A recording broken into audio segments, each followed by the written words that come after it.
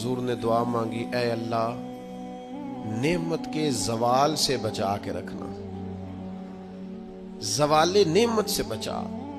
زوال نعمت صرف یہ نہیں ہوتا کہ پیسے چلے جائیں، یہ بھی زوال نعمت ہے کہ انسان تہجد پڑھتا تھا اور اب 5 نمازوں کی بھی توفیق حاصل نہیں۔ یہ بھی زوال نعمت ہے کہ مکمل اسے قرآن مجید یاد تھا، اب ایک رکوع بھی پڑھ نہیں پاتا۔ یہ بھی زوال نعمت ہے کہ اس کی زبان پر شکر رہتا تھا اور شکوہ شروع ہو گیا۔ یہ بھی زوال نعمت ہے کہ اس کے دل کے اندر ہمیشہ صبر کے جذبے موجزن رہتے تھے، لیکن اب بے چینی، بے قراری، اضطراب اور جلد بازی آ گئی۔ حضور علیہ السلام نے دعا فرمائی، ہے اللہ زوال نعمت سے بچا۔ اور رب کریم نے بھی قرآن حکیم میں جو ارشاد فرمایا نا، فرمایا وَاشْكُرُوا لِي وَلَا تَكْفُرُونَ، میرا شکر ادا کرنا، کفر نہ کرنا، کفران نعمت نہ کرنا، شکر کرنا۔ نعمت انسان کو ملتی ہے، لیکن کچھ لوگ اس نعمت کے بارے میں فتنے اور آزمائش کا شکار ہو جاتے ہیں۔ بڑا بڑا عروج لوگوں کو ملا، لیکن وہ سنبھال نہیں پائے اپنا عروج، اس کا دفاع نہیں کر پائے، اس سے کوئی کام نہیں لے سکے۔ اللہ تعالیٰ نے جو بلندی عطا فرمائی تھی، اس بلندی اور اس بڑی گہری چھاؤں میں لوگوں کو نفع نہیں دے سکے۔ قرآن مجید نے عروج و زوال کی جو داستان بیان کی ہے، اس میں ایک داستان بنی اسرائیل کی بھی ہے۔ قرآن مجید فرقان حمید کو آپ دیکھیے، یا بنی اسرائیل اذکروا نعمتی التی انعمت علیکم وانی فضلتکم علی العالمین، اے یعقوب علیہ السلام کی اولاد، میرا وہ احسان یاد کرو، میری وہ نعمتیں یاد کرو جو میں نے تم پر کی تھی، وانی فضلتکم علی العالمین، اور میں نے تمہیں جہان والوں پر فضیلت عطا فرمائی۔ ایک یہ دور ہے، من و سلوہ اتر رہا ہے، دریا رستہ چھوڑ رہا ہے، حضرت موسیٰ کلیم علیہ السلام کی انہیں سایہ شفقت اور رحمت حاصل ہے، ایک یہ وقت ہے، لیکن کیا کیا انہوں نے؟ اللہ کے ہر حکم کی نافرمانی شروع کر دی۔ انہیں کہا کہ من و سلوہ سنبھال کے نہ رکھنا، انہوں نے ناشکری کی اور اسے سنبھال کر رکھنا شروع کر دیا۔ جو کام بھی کہا گیا اس میں نافرمانی کرتے چلے گئے۔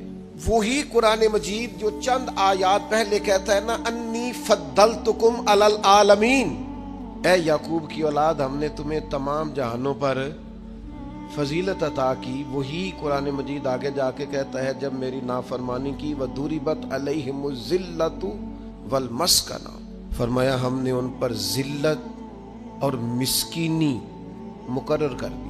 جس رب نے فضیلت دی تھی، پھر اسی رب نے ان پر ذلت مقرر کر دی۔ کیوں؟ کفران نعمت کیا ہے، اللہ کی نافرمانی کی ہے، خدا کے فضل سے ملی ہوئی چیزوں کو اپنی ذاتی جاگیر سمجھا ہے، مسلسل اللہ کے انبیاء کو ستایا ہے، نبیوں کا قتل تک معاذ اللہ کیا۔ یہ عروج و زوال کا عجیب رنگ دیکھو کہ انی فضلتکم علی العالمین وضربت علیہم الذلہ، ایک ہی پارے میں، ایک ہی مقام پہ۔ دعا کرو رب کریم جب عزت دے تو پھر ذلت سے بچائے، اللہ جب آسانی دے تو پھر دقت سے بچائے، رب کریم جب رحمت کرے تو پھر اپنے غضب سے بچائے، اللہ جب عطا کرے تو پھر اپنی ناراضگی سے بچائے۔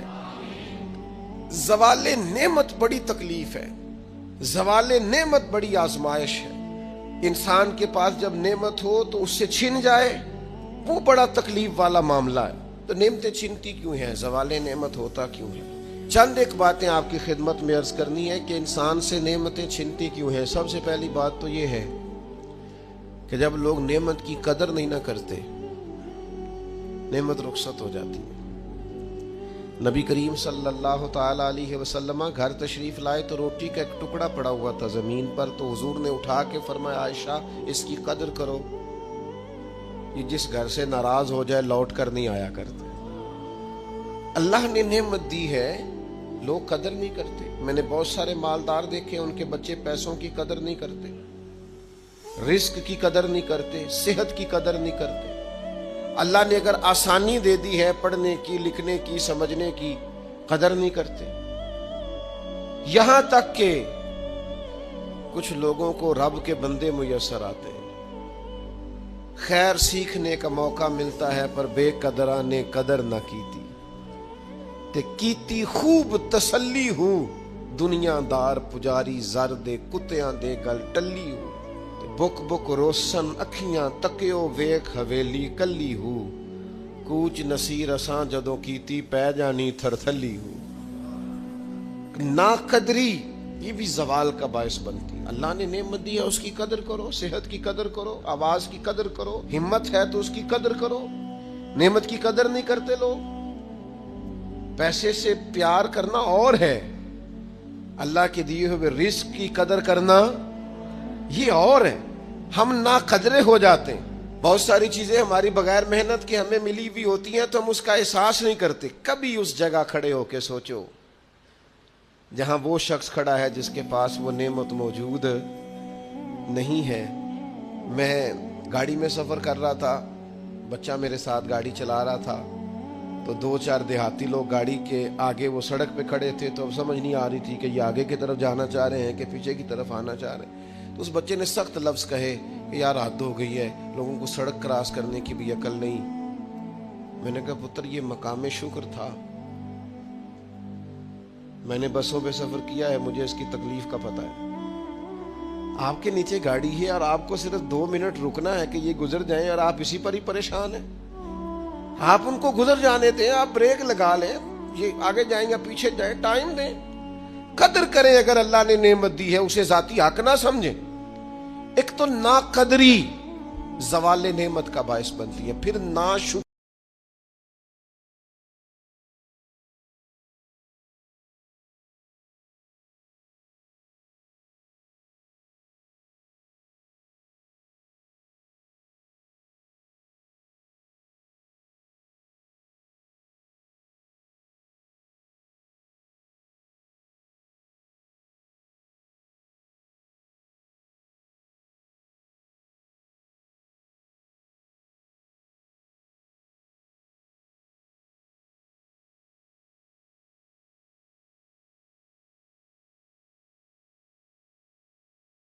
تم سے چلی جائے گی اگر شکر نہیں کرو. کفران نعمت کرو گے, ناشکری کرو گے, وہ نعمت رخصت ہو جائے گی. بہت سارے لوگ ہیں قدر ہی نہیں کرتے. جہاں بھی آپ ہیں, جس مقام پر بھی ہیں, جہاں بھی ہیں, آپ کا سینہ ہر وقت چوڑا ہونا چاہیے. میں اپنے دوستوں کو سمجھانے کے لیے کہا کرتا ہوں کہ میں ناز سے کہتا ہوں جس طرح کے استاد مجھے ملے ہیں دنیا میں کسی کو نہیں ملے, اور جس طرح کے ماں باپ مجھے ملے ہیں میرا خیال ہے شاید کسی کو نہ ملے ہو. اور پھر اس کے بعد جس طرح کے دوست, شاگرد, مرید, پیار کرنے والے, کہ دیکھو نا دوستوں کو جگہ نہیں ملی, کھڑے ہیں یہاں پہ. تو میں پھر کبھی کبھی ناز سے کہا کرتا ہوں خدا جانے بلندی ہے کہ پستی, پر جہاں میں ہوں وہاں کوئی نہیں ہے. آپ جہاں ہیں, جس مقام پر ہیں, آپ کی طبیعت شکر کے اندر ڈھلی ہوئی ہو. ایک ہمارے ہاں بچہ پڑھا کرتا تھا, تو اچھے کھاتے پیتے گھر کا تھا, تو ہر وقت کی لڑائی, فلانی چیز نہیں ملی, فلانی چیز نہیں ملی, ہر وقت کا رٹا. تو مدرسے میں بچے کام لگے ہوئے تھے, تو ہماری مسجد کی نا, چھوٹی مسجد کی کھڑکیوں سے مدرسہ نظر آتا ہے. میں نے اسے کہا پتر وہ دیکھ ذرا کیا ہونے لگا ہے. تو مزدور نے پونا کھولا, دوپہر کا ٹائم تھا, پھر اس نے ہاتھ دھوئے, پونا کھولا, پانی رکھا, پھر وہ چھوٹا سا توڑا تھا سیمٹ والا وہ بچھا کے اس پر وہ بیٹھ گیا. پھر اس نے جب وہ کھولا نا پونا, تو اس میں سے جو روٹی تھی وہ کافی ساری, اچار وغیرہ, سالن, وہ کچھ پونے کو بھی لگ گیا تھا. پھر اس نے جس شوق سے بسم اللہ پڑھی ہے نا, اور جس مزے سے روٹی کھائی ہے نا اس نے, اور پھر اسے اس کا تلفظ نہیں ٹھیک ہوگا, پر لفظ تاثیر سے بنتے ہیں, تلفظ سے نہیں. ہو سکتا ہے اسے سیکھنے کی ضرورت ہو, لیکن اس نے جب وہ کھا کے ہاتھ اٹھائے نا, اور کپڑے سارے مزدوری سے بھرے ہوئے, اور جس ذوق سے اس نے آسمان کی طرف دیکھا, میں نے کہا پتر اس کو رزق کھانا کہتے ہیں اور اس کو شکر کرنا کہتے ہیں. یہ لائن لگی ہوئی ہے کھانے پینے والی چیزوں کی, اور اے میں نہیں کھانی, تو اے میں نہیں کھانی, تو یہ میری پسند کی نہیں ہے, تو یہ میرے ابا جی کہا کرتے تھے بھوک لگی ہوئے تے ہر شے دا سواد ہے, تے نہ لگی ہوئے تے بڑ نخرے نے. نہ قدری اور نہ شکری یہ زوال نعمت کا باعث بنتی. کبھی نہ شکری نہ کریں. جو چیز ہے اس پر خدا کا ڈھیروں ڈھیر شکر ادا کریں. اور ہر حال میں شکر ادا کرے. کہے مالک نے جو مجھے دیا ہے کرم ہی ہو گیا, جو اللہ نے مجھے عطا کی ہے اس پر اس کی رحمت ہو گئی, فضل ہو گیا. حضور علیہ السلام نے فرمایا 70,000 لوگ ہوں گے جنہیں رب حساب کے بغیر جنت عطا کر دے گا. فرشتے بھی حیران ہو کے پوچھیں گے تم کون ہو, کوئی حساب کتاب ہی نہیں ہوا. وہ کہیں گے ہم وہ ہیں جو ہر حال میں اپنے رب کا شکر ادا کرتے. وجود ڈھلے. میں اپنے دوستوں سے کبھی کبھی کہتا ہوں میرا نا وجود ڈھلتا ہے. کبھی آپ نے موم بتی دیکھی ہے, اس کا وجود ڈھلتا ہے. تو ایک درویش نے کہا ہے وہ اس لیے ڈھلتا ہے کہ وہ سمجھتی ہے میرے اوپر روشنی ہے, اس روشنی کی وجہ سے وہ ڈھلتی جاتی ہے, وہ نعمت بڑی ہے, میرے اوپر نور ہے, لہذا وہ شکر میں ساری ڈھل جاتی ہے, ملیا میٹ ہو جاتی ہے. تو میں بھی کبھی کبھی دوستوں سے کہتا ہوں یار میرا وجود ڈھلتا ہے خدا کے شکر میں.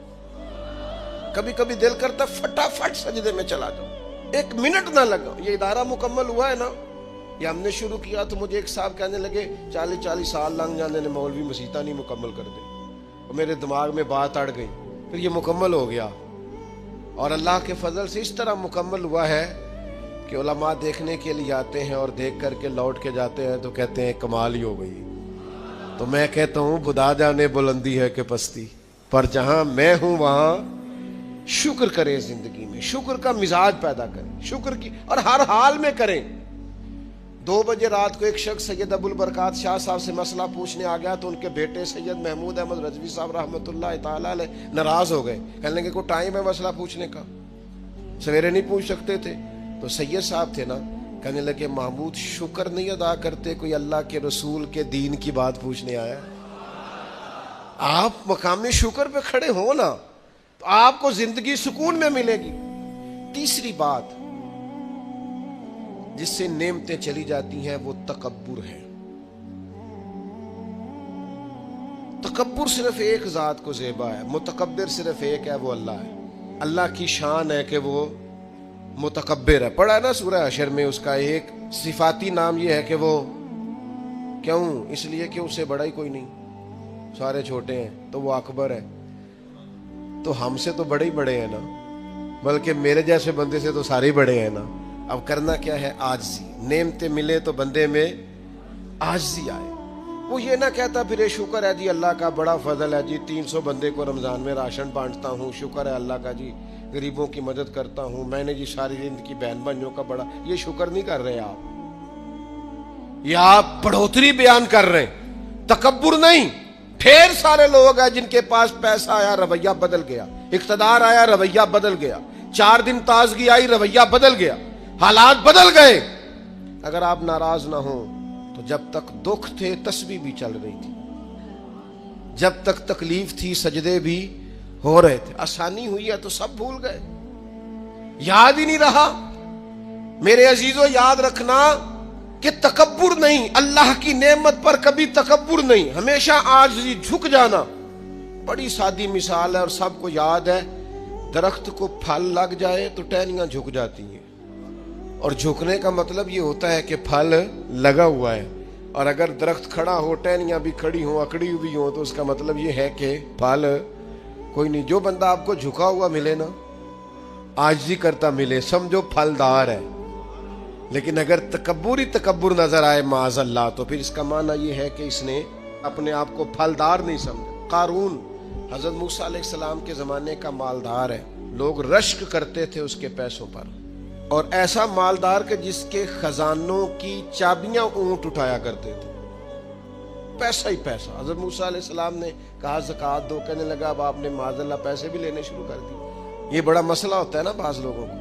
تو بہت سارے لوگ اس کے آنے جانے پر رشک کرتے تھے, لیکن پھر تکبر کیا نا اس نے, نعمت پر شکر کی بجائے تکبر کیا نا, تو اللہ نے زمین کو حکم دیا, رب کریم نے اسے زمین میں مال اور خزانے سمیت دھسا دیا, زمین میں غرق ہو گیا. کیوں کہ اللہ کی نعمت میں متکبر ہے. اگر عاجزی ہو جائے انکساری, تو یار روب اور دبدبا تو حضرت عمر کا تھا نا. 24 لاکھ مربع میل پہ حکومت تھی, دنیا ڈرتی تھی, امن تھا. عمر ہوتی تھی دنیا میں, اور عمر باغ میں کھڑے ہو کے کہتے تھے اچھا خطاب کا بیٹا اور امیر المومنین, اچھا اب تو امیر بن گیا ہے, یاد رکھنا خود اپنے آپ سے خطاب کر، یاد رکھنا صحیح سے چلنا، ورنہ قیامت میں رب کا سامنا نہیں کر سکے گا تو۔ اپنے آپ سے خود احتسابی تکبر سے نعمتیں چلی جاتی، زوال نعمت ہوتا ہے۔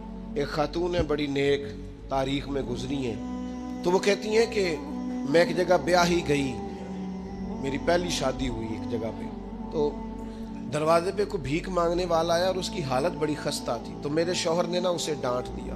میں نے اپنے شوہر سے کہا اللہ کا ہم پر فضل ہے اور اس کی حالت بڑی پتلی ہے، لگتا ہے کئی دنوں سے روٹی نہیں کھائی، تو 4 پیسے دے دیں تو حرج کیا ہے؟ کہنے لگا قطعاً نہیں، میں نے منع کر دیا تو ختم ہو گئی بات۔ تو بی بی کہتی ہے میرے پاس اپنے ذاتی پیسے بھی پڑے ہوئے تھے جو میکے کی طرف سے مجھے ملے تھے، تو ذرا میرا خامد سائڈ پہ ہوا تو میں نے نظر بچا کے نا اس فقیر کو 4 پیسے دے دیے، چونکہ زیادہ ہی اس کی حالت بگڑی ہوئی تھی۔ تو کہتی میں پیچھے پلٹی تو شوہر پیچھے کھڑا تھا، اس جرم میں کہ میں نے ایک فقیر کو بغیر اجازت پیسے دیے، اس نے مجھے طلاق دے دی۔ کہتی ہیں بڑی تکلیف میں تھی اور اپنے دل میں سوچتی تھی مالک میں نے تو تیرا بندہ جان کے اس کی مدد کی ہے اور مجھے یہ سزا ملی ہے۔ فرماتی ہیں عدت گزر گئی، میرا والد پریشان تھا، پھر ایک رشتہ آیا، میرا نکاح ہو گیا، لیکن اللہ نے مجھے اتنا اچھا شوہر دیا، اتنا نیک شوہر دیا، اتنا کمال آدمی۔ فَإِنَّ مَعَ الْعُسْرِ يُسْرًا إِنَّ مَعَ الْعُسْرِ يُسْرًا، مشکل کے بعد اللہ آسانی دیتا ہے۔ کمال شوہر اللہ نے مجھے دیا، نیک، صالح، محبت کرنے والا۔